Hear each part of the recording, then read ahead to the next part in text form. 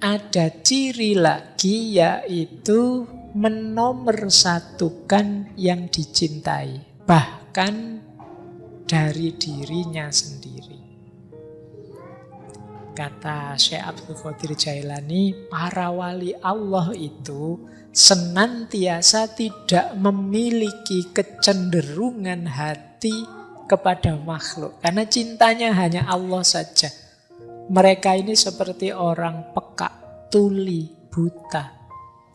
Manakala hatinya dekat dengan Allah, mereka tidak mendengar siapapun kecuali mendengar Allah. Tidak melihat kecuali melihat Allah. Melihat dengan hati. Jadi tidak melihat hatinya kecuali melihat Allah. Melihat dengan hati itu berarti menyadari hadirnya Allah dalam dirinya. Mereka berada di antara jalal dan jamalnya Allah. Di antara jalal dan jamalnya Allah itu, melihat apapun itu dilihat aspek jalaliyah dan jamaliyahnya Allah. Jalaliyah itu keagungan, kebesaran, kekuatannya Allah. Jamaliyah itu keindahannya Allah. Melihat gunung misalnya, melihat gunung yang sedang meletus dahsyat, luar biasa, kita Allahu Akbar. Ini namanya kita lihat jalaliyahnya Allah, kebesarannya Allah. Tapi melihat gunung di pagi hari, misalnya sunrise, luar biasa indahnya ya gunung itu. Nah, kita tidak berhenti di gunung, tapi kita sadari gunung itu adalah refleksi jamaliyahnya Allah, keindahannya Allah. Melihat tsunami, jalaliyahnya Allah. Melihat laut yang indah, jamaliyahnya Allah. Yang di sini putra, sana putri. Noleh sini jalaliyahnya Allah. Noleh sana jamaliyahnya Allah. Karena saya cowok, nanti kalau yang pembicaranya putri mungkin dibalik. Kalau lihat putra, jamaliyahnya Allah. Banyak yang ganteng-ganteng. Kalau lihat yang putri, kebesarannya Allah. Dan lain sebagainya. Jadi seorang pecinta itu membaca segala sesuatu dari perspektif yang dicintai. Yang dicintai selalu nomor satu. Ketika kalian jatuh cinta misalnya, itu kan kalau jalan-jalan di mall misalnya, nonton misalnya orang jual baju, terus kamu mikirnya, wah yang saya cintai itu Pak, sukanya baju warna hijau ini loh Pak. Dia sukanya baju model. Jadi yang kamu pikir duluan yang dicintai. Begitu masuk ke restoran, wah ini kalau sama pacar saya Pak, dia biasanya pesen es teh ini Pak, biasanya pesen tempe biasanya, karena saya memang ngajaknya cuma ke angkringan. Adanya ya menunya cuma itu-itu. Tapi kan yang terkenang itu memang keinginan yang berhubungan dengan yang kamu cintai, bukan keinginanmu sendiri. Ini namanya menomorsatukan yang dicintai. Oke, jadi ini karakternya orang yang mencintai. Di antara syarat cinta pada Allah adalah tiadanya irodah di dalam jiwa dan tidak terrepotkan oleh dunia, akhirat atau makhluk yang lain. Satu-satunya orientasi hanya Allah saja. Bahkan para sufi itu, misalnya dulu ketika kita mengkaji Robi'ah al-Adawiyah, bahkan surga dan neraka pun tidak lagi menggoda mereka. Satu-satunya target hanya Allah saja. Kan Robi'ah al-Adawiyah itu kan ada syairnya bahwa ya Allah, Engkau ciptakan neraka, berikan itu pada orang-orang yang memusuhimu. Engkau ciptakan surga, berikan itu pada orang-orang yang mematuhimu. Kalau aku, tidak usah engkau beri apa-apa, tidak apa-apa, asal engkau izinkan aku dekat selalu denganmu. Itu Robi'ah al-Adawiyah. Jadi bukan neraka, bukan surga tujuanku, tapi engkau ya Allah. Itu kan hidup ini sepenuhnya lillahi ta'ala, hanya untuk Allah saja. Nah ini gaya seorang pecinta yang dinomorsatukan yang dia cintai saja. Nah Diilustrasikan oleh Syekh Abdul Qadir Jailani di salah satu bagian kitab Fathur Rabbani itu beliau mengutip kisahnya Laila Majnun. Jadi kalimat lengkapnya begini, wahai orang yang mencintai Allah, cintamu tidak sempurna sampai engkau bersungguh-sungguh menjadikannya sebagai kewajiban. Segala yang engkau lakukan adalah sepenuh perhatian. Jadi sepenuhnya untuk Allah saja. Bahkan kayak kewajiban. Mungkin teman-teman tanya, Pak, dalilnya mana, Pak? Wajib mencintai Allah. Itu misalnya kalian tanya begitu. Kata Syekh Abdul Qadir Jailani, pokoknya ayo kita jadikan mencintai Allah itu sebagai kewajiban. Biar ada dorongan. Meskipun cinta itu, kewajiban itu levelnya di bawah cinta, tapi menuju ke sana, ayo kita agak menekan diri kita untuk sampai ke sana. Jadikan dirimu seperti orang yang gila kepada Laila. Nah, ini analoginya kayak yang kita kaji dulu, cerita Laila Majnun. Qais Ibnu Mulawah yang dia kekasihnya Laila. Ini kan banyak orang menganggapnya gila. Ketika cintanya sudah tidak tertahan lagi, ia menjauh dari keramaian manusia, lalu merantau ke padang belantara, tempat-tempat binatang buas. Banyak orang bertanya, lu Qais itu lu jatuh cintanya pada Laila, kok malah keleleran, apa bahasa Jawa nih, mengembara kemana-mana, ke padang-padang pasir, ke hutan belantara. Mbok yo muter saja di desanya Laila.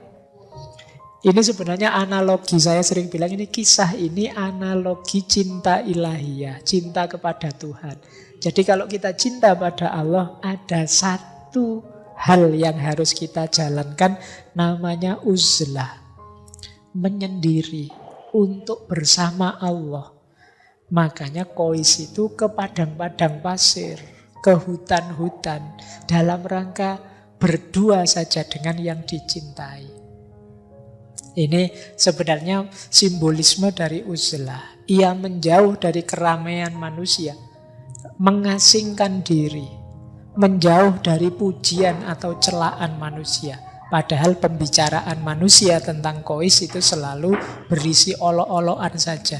Dia ini selalu diketawain orang, dianggap orang gila. Tapi kata Syekh Abdul Qadir Jailani, ia rela dan mereka benci.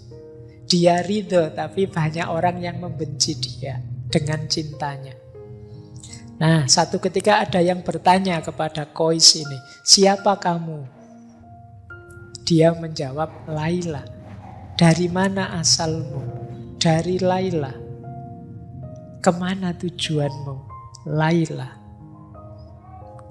Oh, ini menarik ya. Coba kalian ganti kata Laila itu dengan Allah.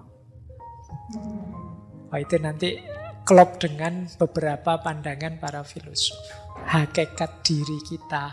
Kalau yang paling dalam itu kan wa nafakha fihi min ruhi, ada unsur ilahiyah. Maka aku yang sejati itu Laila. Yang ini ketika diucapkan oleh beberapa sufi secara vulgar, oleh orang yang tidak paham dianggap sesat. Dari mana asalmu Laila? Asal kita kan dari Allah, dan kamu mau kemana Laila? Kembali pada Allah. Inna lillahi wa inna ilaihi roji'un. Jadi Qais ini diajak ngobrol apapun tidak nyambung. Dia nyambung kalau diajak ngobrol semacam ini. Kata Syekh Abdul Qadir Jailani, dengan demikian telah nyata bahwa Qais ini buta selain pada Laila. Dia tuli dari pembicaraan selain suaranya Laila. Jadi kalau tidak ada hubungannya dengan Laila, dia enggan. Orang yang mencintai Allah juga begitu. Kalau tidak ada hubungannya dengan Allah, dia menghindar. Nah, ini syaratnya tadi ya. Terus, sifat pecinta yang lain adalah tidak mendua. Jadi berarti tidak selingkuh. Allah paling tidak suka diselingkuhi, diduakan. Ini bisa dipakai dalil ya. Kalau yang tidak mau selingkuh, kayak sinetron kemarin lah, layang-layang. Ya. Nah, kalau ada yang tanya dalilnya apa, ada Al-Qur'annya. Karena Allah itu tidak menjadikan dua hal di satu hati. Kata Syekh Abdul Qadir Jailani, anak-anakku, muridku, kalau engkau cinta pada Allah, jangan kamu satukan dengan mencintai yang lain. Kenapa? Karena Allah tidak menjadikan seseorang mempunyai dua hati di satu dada. Jadi, kata Syekh, dunia dan akhirat sulit kalau digabung jadi satu. Kalau tujuannya dunia dengan kendaraan akhirat bisa. Itu kan yang di hati kita tetap akhiratnya, tetap Allahnya. Tinggalkan segala yang fana sehingga kita ketemu yang sejati, yang tidak fana. Di Fathur Rabbani bahkan ada ilustrasi. Nabi Adam ketika dulu di surga, dia salah orientasi cintanya. Dia begitu mencintai surga dengan taman-taman dan keindahannya yang membuat dia berjarak dari Allah. Bahkan pesannya Allah untuk jangan dekat-dekat di satu pohon pun dilanggar. Jadi kesenangan surga membuat dia, ini kalau di Fathur Rabbani, terpisah dari Allah.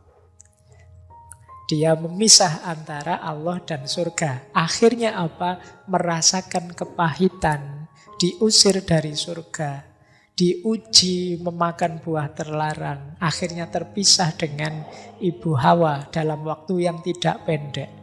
Sekitar 3.000 tahun. Dia di Sarandib dan Ibu Hawa di Jeddah. Nah ini ilustrasi. Nabi Yakub juga begitu. Begitu sayang dia sama putranya Yusuf. Akhirnya oleh Allah diuji dengan perpisahan yang cukup lama. Sampai saking sedihnya nangis sampai matanya buta.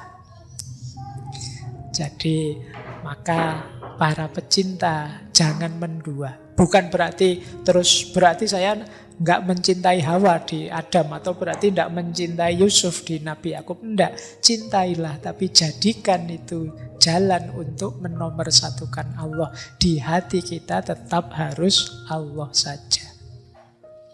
Nah ini sifat pecinta. Nah sifat pecinta selanjutnya adalah takut dan mengharapkan. Nanti silahkan teman-teman dibaca sendiri ya. Yang penting saya jelaskan maksudnya. Orang yang mencintai itu takut kehilangan yang dicintai dan mengharapkan ridhonya yang dia cintai. Itu pasti. Kalau tidak ada ini, kemungkinan belum cinta. Kamu takut nggak ditinggal dia? Enggak Pak, kalau ditinggal yo nyari lagi gitu aja kok repot. Itu pasti belum cinta. Kalau cinta pasti takut ditinggal dan berharap dekat terus, bareng terus. Kepada Allah juga begitu. Ingin dekat terus, ingin bareng terus. Takut Allah murka, takut Allah marah, takut Allah tidak ridho, tidak berkenan. Ini sifat pecinta selanjutnya. Kemudian, nah ini kita masih setengah sebenarnya. Ini jalannya. Jalan kita untuk menempuh cinta ilahiyah atau mahabbah adalah yang pertama uzlah. Jadi menurut Syekh, ini satu paragraf ini saya baca agak menarik. Suatu kecelakaan bagi orang bodoh. Mengapa dia tidak mau belajar? Tapi 7 kali lipat kecelakaan bagi orang berilmu. Mengapa tidak mau beramal? Sehingga lenyap barokah ilmunya dan lepas tanda keilmuannya. Yang benar bagaimana? Berilmulah, beramallah, kemudian jauhkan dirimu sementara dari makhluk untuk menumbuhkan rasa cinta kepada Allah. Karena kalau kamu dekat terus dengan makhluk, kemungkinan besar kamu tergoda dengan dunia. Maka ada jalan yang lebih lurus, lebih utama. Ayo kita cari ilmu, mari kita mengamalkan ilmu. Dengan ilmu dan amal ini, mari kita mendidik diri. Antara lain dengan uzlah sebentar. Uzlah ini menjauh. Ya kalau uzlah ini ya tergantung situasi kita. Teman-teman silahkan mengambil strategi uzlahnya sendiri. Mungkin Pak, saya uzlahnya sepertiga malam terakhir saja ya Pak. Kalau ke gua saya tidak kuat Pak, jauh dari mall misalnya. Nggak bisa belanja saya Pak dan lain sebagainya. Ya tidak apa-apa Pak, saya uzlahnya bisanya seminggu sekali Pak. Ya kalau akhir pekan saja, kebetulan masih jomblo jadi saya sendirian. Ada momen untuk uzlah. Uzlah itu dalam rangka apa? Refleksi, muhasabah, menghitung diri demi peningkatan kualitas diri. Jangan terus-terusan kamu terlibat dengan orang lain, dengan makhluk. Kuatirnya kamu tidak kritis. Orang itu kan kalau dekat terus biasanya terus jadi tidak kritis. Jeleknya tidak kelihatan. Nah, jadi berilmu, beramal, kemudian menjauh sebentar untuk refleksi. Dari situ cinta akan muncul, berkembang. Dan kata Syekh di belakang itu, jangan dikira dengan uzlah itu kita akan tenggelam, dilupakan orang. Kata Syekh banyak cerita dengan kehendaknya Allah. Justru perbuatan itu mampu memasyhurkan, memperharum namamu di hadapan makhluk.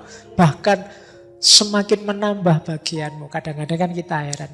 Para aulia, orang-orang yang dicintai Allah ini kok rasanya kerja apa ya mereka. Tapi kok kaya-kaya ya.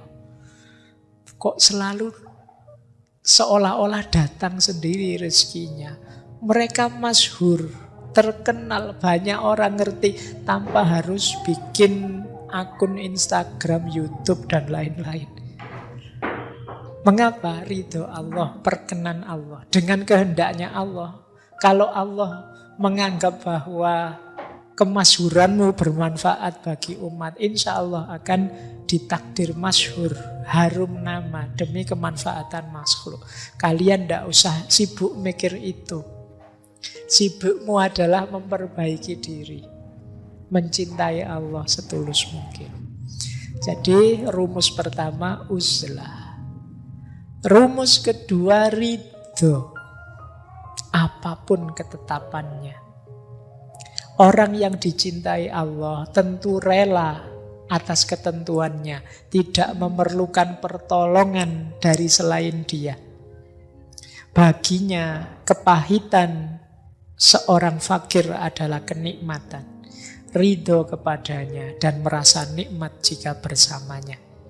Letak kaya itu di pikiran. Nikmat jika sedang merasakan sakit, jinak jika berada dalam ketakutan. Alangkah beruntung wahai orang yang sabar, wahai orang yang rela, wahai orang yang memadamkan hawa nafsunya. Saya lanjutkan. Pecinta Allah adalah tamu di sisinya. Dan tamu tidak milih makanan, minuman, pakaian yang disediakan oleh tuan rumah dalam segala situasinya. Namun jika ia senantiasa terus-menerus berdiam, sabar, rela, maka kepada tamu yang seperti itu katakan gembiralah atas apa yang engkau lihat dan jumpai. Jadi ini maksudnya, cirinya untuk jalan kita mendapatkan cinta pada Allah adalah ridho. Kita ini ibarat tamunya Allah. Kita ini sahabat yang sedang bertamu kepada Allah. Makanya kita dekat dengan Allah. Tamu yang baik itu tidak milih, tidak pesen makan minum, milih makanan. Kan kita kalau bertamu kan tidak pesen.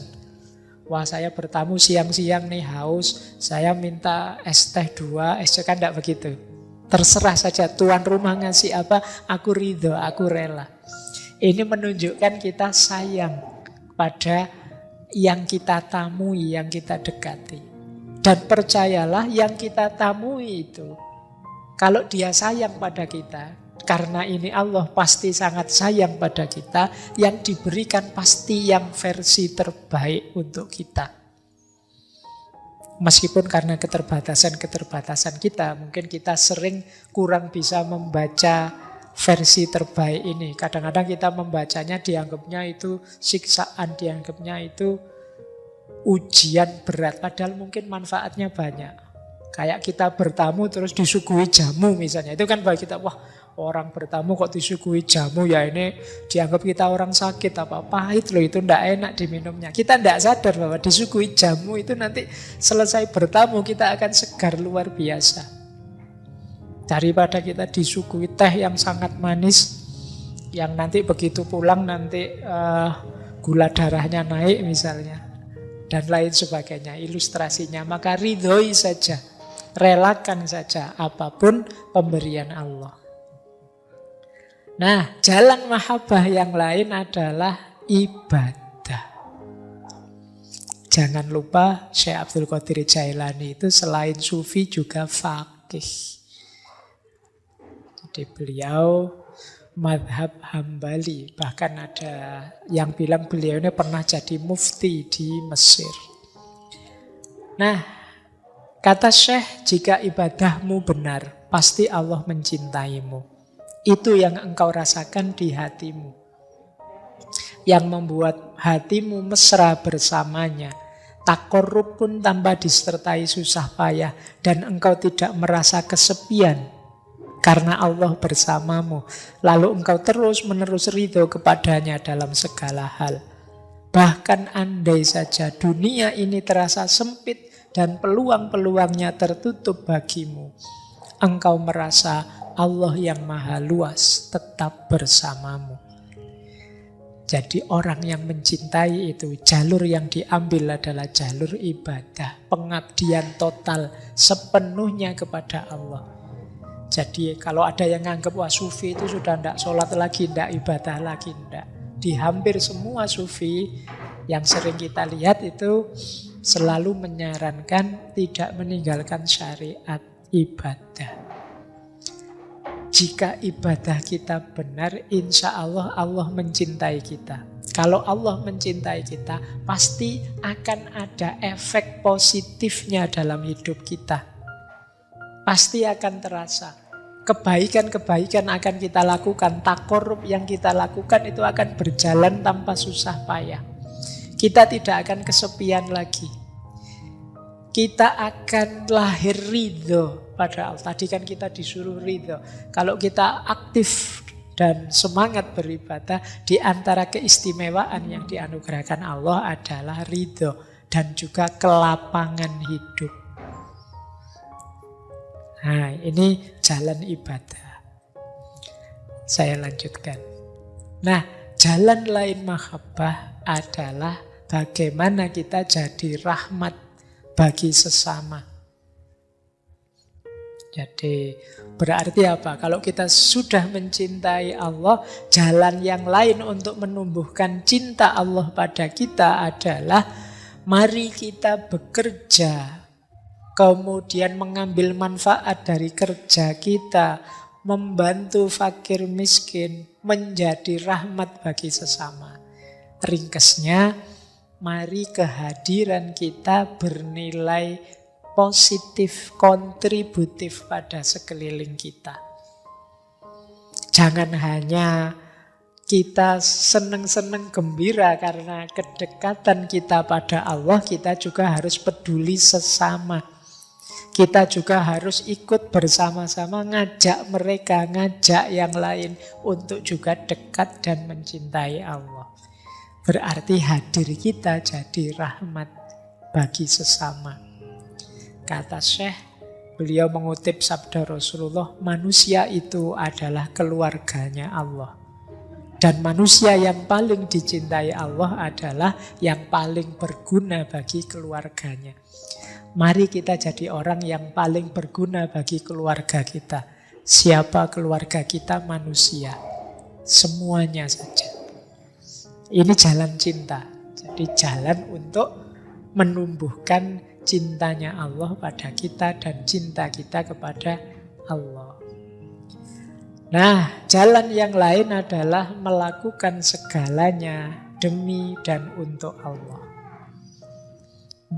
Jadi, kalau ini sudah sejak awal tadi kita jelaskan, orang yang mencintai itu melakukan apapun niat awalnya karena Allah dan tujuan akhirnya untuk Allah. Mengapa aku melakukan ini? Karena aku tahu Allah ridho dengan yang aku lakukan ini dan tujuannya juga untuk Allah. Jadi dari Allah menuju Allah. Kemudian kita tambah satu lagi aspek hasilnya apa sih? Mahabbah itu menurut Syekh Abdul Qadir Jailani, buahnya mahabbah yang pertama, kalau ini efek ya, semacam dampaknya. Yang pertama adalah keselamatan. Di paragraf yang saya kutip itu, Syekh Abdul Qadir Jailani mengutip dua orang kekasihnya Allah. Yang pertama Nabi Ibrahim, yang kedua Nabi Musa.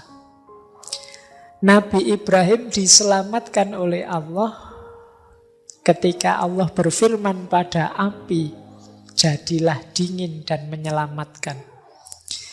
Jadi orang yang mencintai Allah, dia akan selamat dari apinya dunia, dari terbakar oleh hawa nafsu duniawi. Dia juga sebagaimana Nabi Musa yang diselamatkan dari tenggelam oleh lautan. Kata Syekh Abdul Qadir Jailani, seolah-olah Allah berfirman pada laut, wahai lautan dunia, jangan engkau tenggelamkan hambaku yang tercinta ini.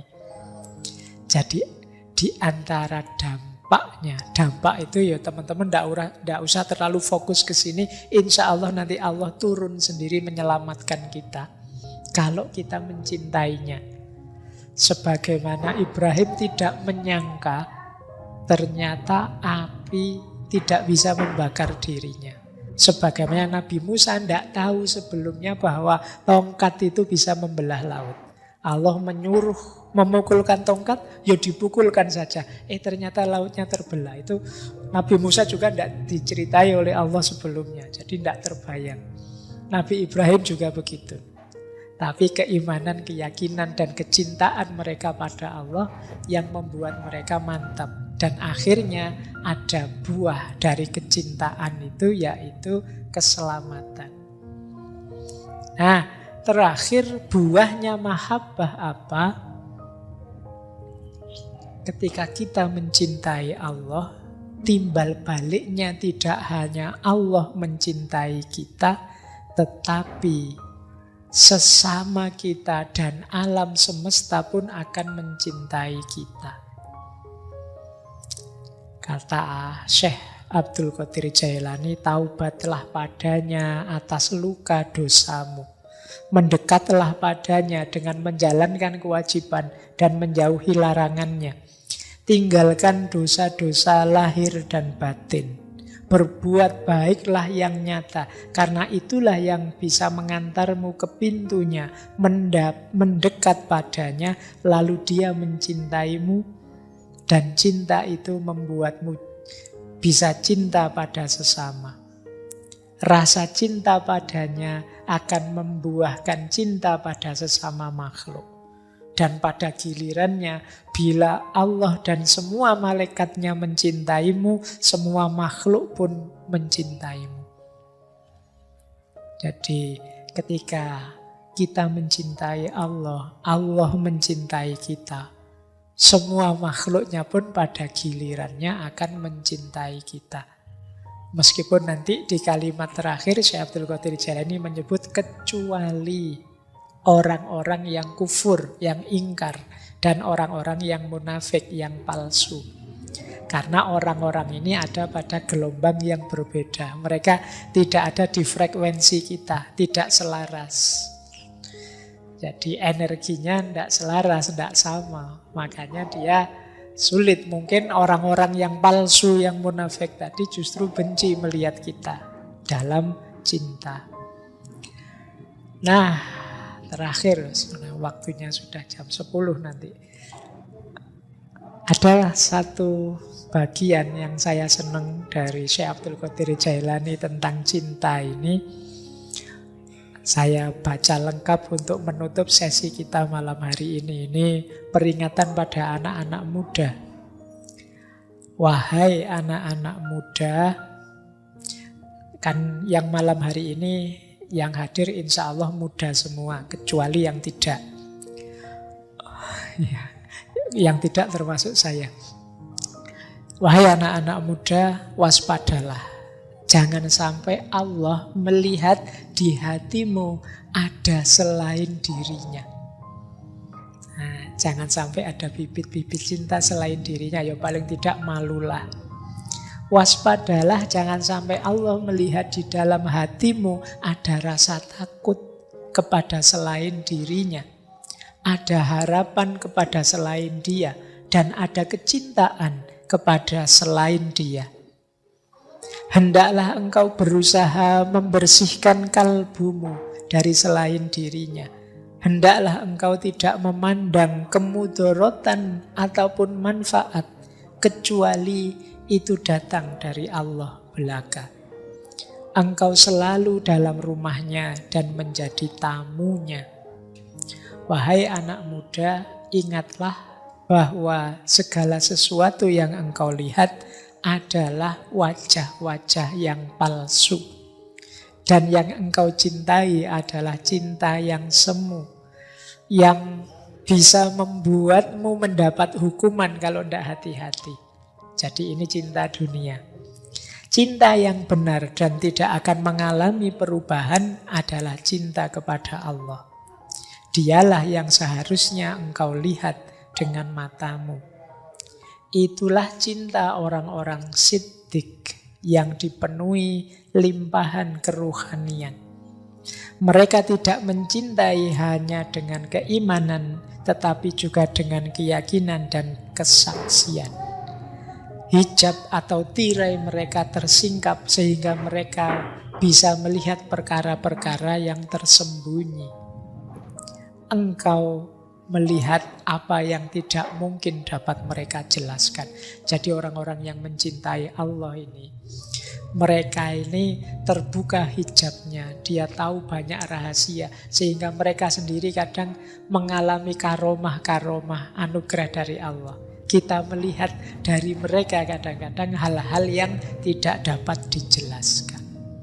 Semuanya anugerahnya Allah. Nah, ini nanti bagian boleh diulang-ulang oleh teman-teman, karena menurut saya ringkesan dari yang saya jelaskan kurang lebih 2 jam tadi ya bagian ini untuk cinta pada Allah. Nah, terakhir, paling akhir, mungkinkah engkau sebut cinta Allah sedang cinta itu engkau sertai dengan dusta, kemunafikan dan riya atas namanya? Kalimat yang terakhir ini untuk kita hati-hati, yang akan merusak cinta 3 hal ini: dusta, kemunafikan, dan riya. Kalau cinta pada Allah berarti dusta, kemunafikan, dan riya atas nama Allah. Ini dipertanyakan oleh Syekh Abdul Qadir Jailani. Karena kalau ada dusta, kalau ada kemunafikan, kepura-puraan, dan ada riya, hanya ingin pamer saja, apa mungkin itu cinta?